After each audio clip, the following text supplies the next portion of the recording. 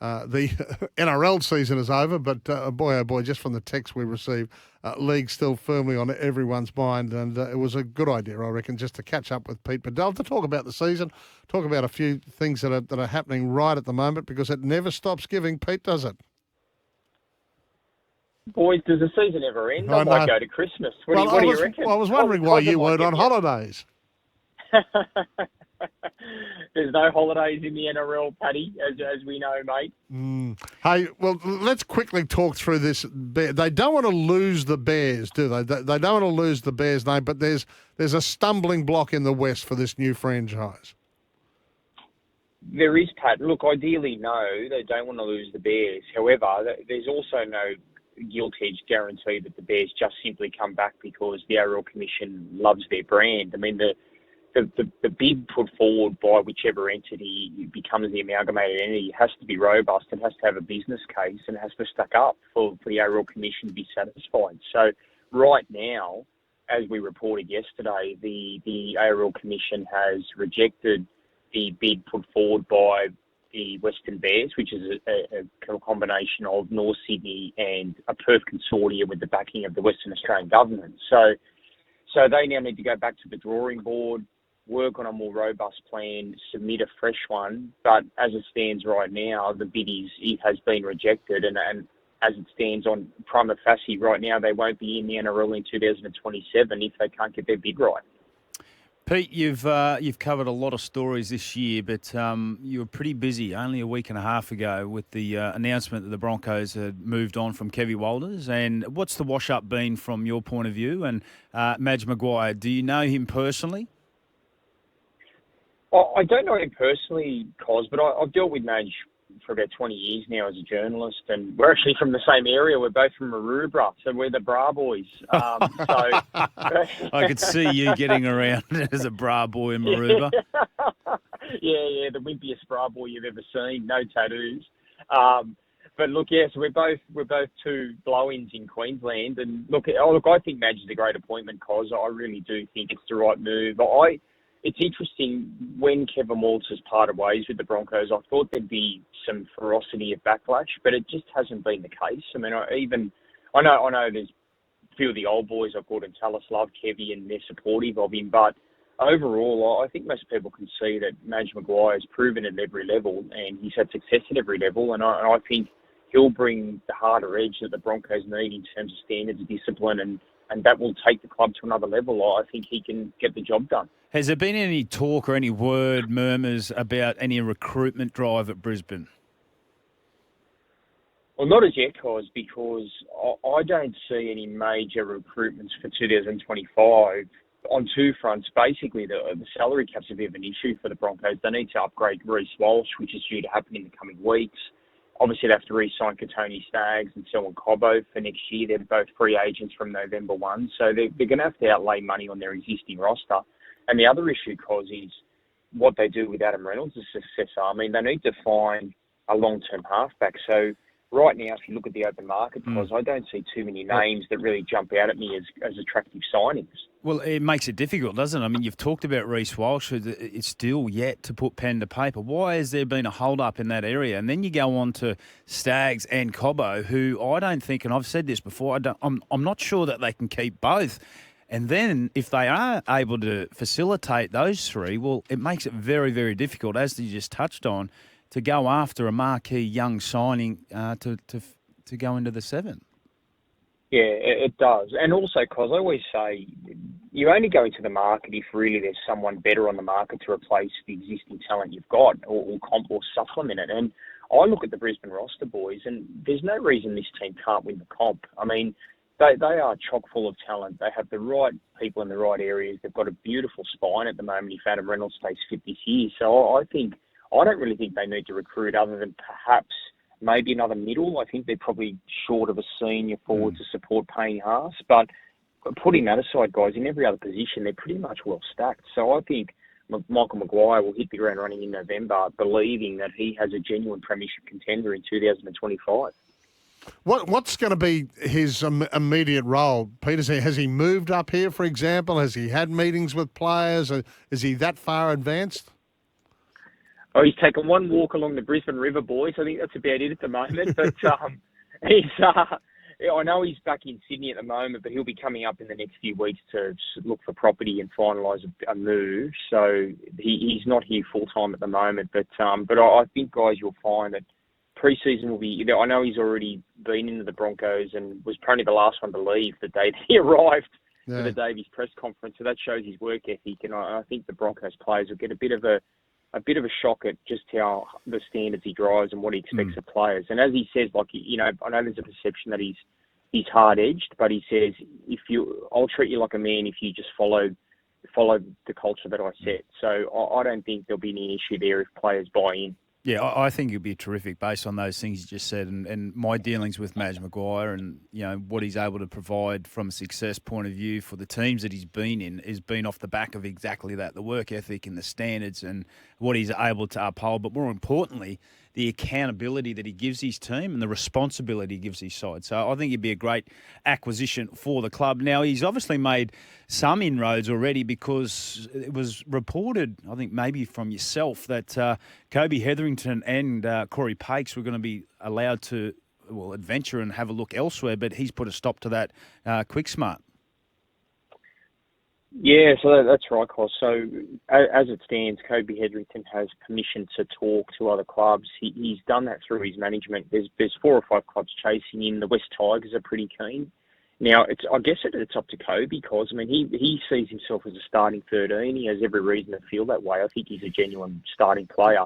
But as long as Pat Carrigan's there, he won't be starting. But I think Kobe, I know Madge rates him. He wants to keep him on deck. And same with Corey Pakes. I think with Billy Walters there, guys, they've got 4 hookers. And they need to work out which 2 they go with moving forward. But I think Corey Pakes should have every reason to believe that he can be in the top 2, at least the number 14 for the club.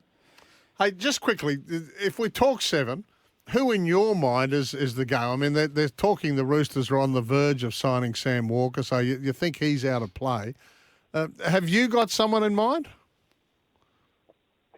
Well, he was the guy that I've had in mind, Pat. I mean, to me, I just find it mind-blowing that a kid from Ipswich who's been in the Broncos system before, his father played for the club, his uncles played for the club, just ask the question. I mean, to say that, he's just to assume that he's too expensive, I think if you can put together the right deal and have a crack, I just think you should at least ask the question. But if he's off the market, guys, they've got Jock Madden in their ranks. They've got young Kobe Black coming through. Obviously, they're 2 guys they've identified to succeed Adam Reynolds. So if they're not going to go to the market, well, they're going to have to back what they've got within, and that means Jock Madden's going to have to step up post Reynolds and then see if Kobe Black comes through in the coming years after him. Yeah, okay. I think we'll get a real good understanding over the last, once Madge gets his feet under the table of the players, as you just mentioned, Kobe Black and also Jock Madden. But it's certainly an issue moving forward because whilst it's the easy option to say you can go and get,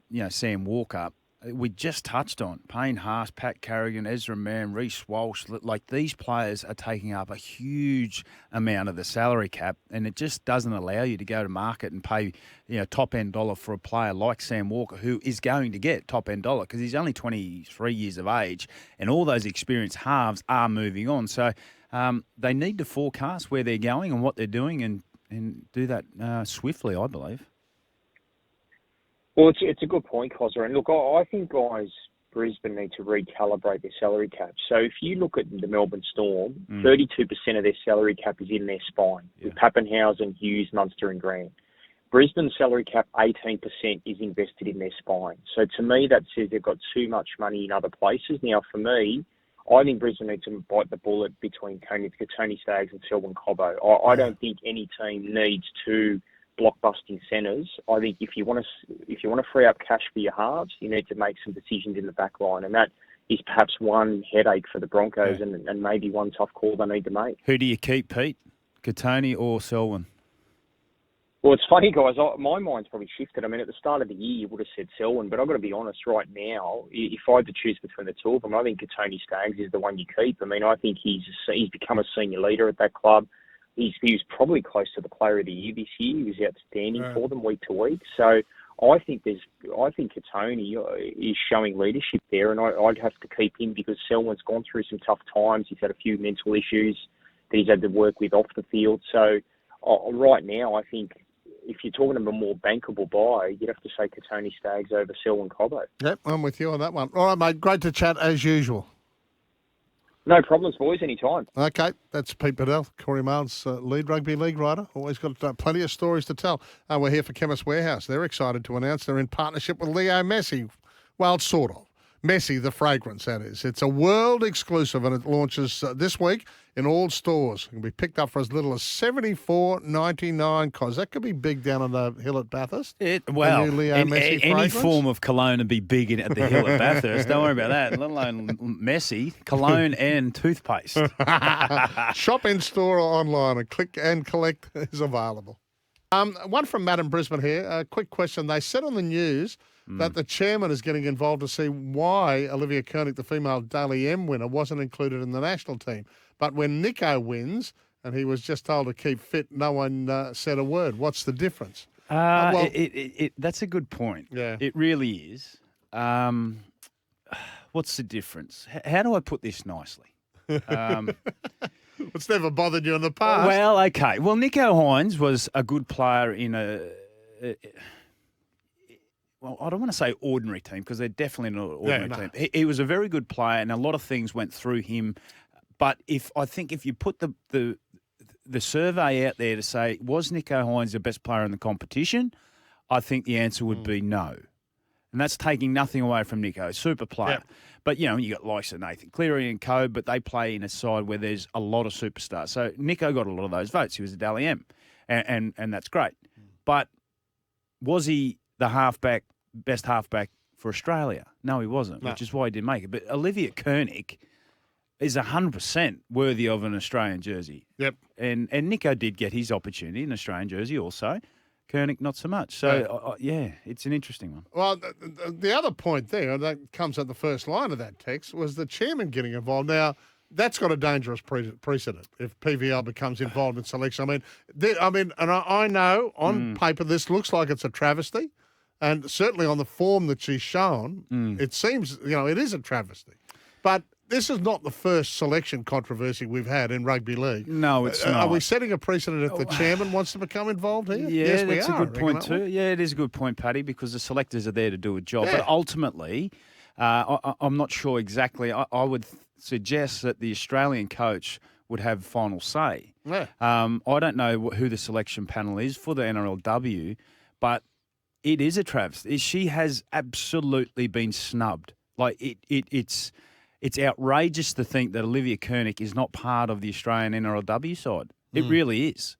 So that's why I suppose it's got so much weight. And if I'm being honest, I'm not sure if Brad Donald saw this coming. I don't know if he saw the backlash that is coming off the back of him making a decision because where the NRLW game is now, everyone is right across it and everyone's right across the women playing. Yeah. It's Well, I think the big stumbling point is the one that you raised yesterday, was that while she wore 15 in the Origin, she actually started. She did.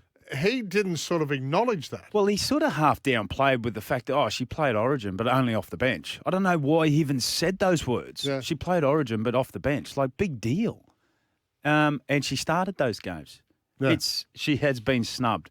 I've said yesterday, I'll continue to say, and now the fact that it's made headlines again, and you're saying the chairman, PVL, I think should be wearing green and gold. Yeah, well, I haven't heard that. I'm taking Matt's word from it. But, if he's heard it on the news, he's heard it on the news. But I think it's a dangerous precedent if the chairman starts it's in to the get paper. involved in Whether you believe what's in the paper, but it is in the paper around PVL potentially Well, getting they're involved. saying he's under pressure to intervene. That's different to that he is going to intervene. Look, we're going to chat all things rugby league with Pete Badel right after this, and maybe a little bit of boxing as well, because he loves his boxing, writes a lot of boxing, and he'd be up to date with the zoo situation. It's hard to see if Florida's about to be just bludgeoned by a 5+ hurricane. Surely they make worrying the call about on that in fights. the next sort of day or two in regards to everything going on over there.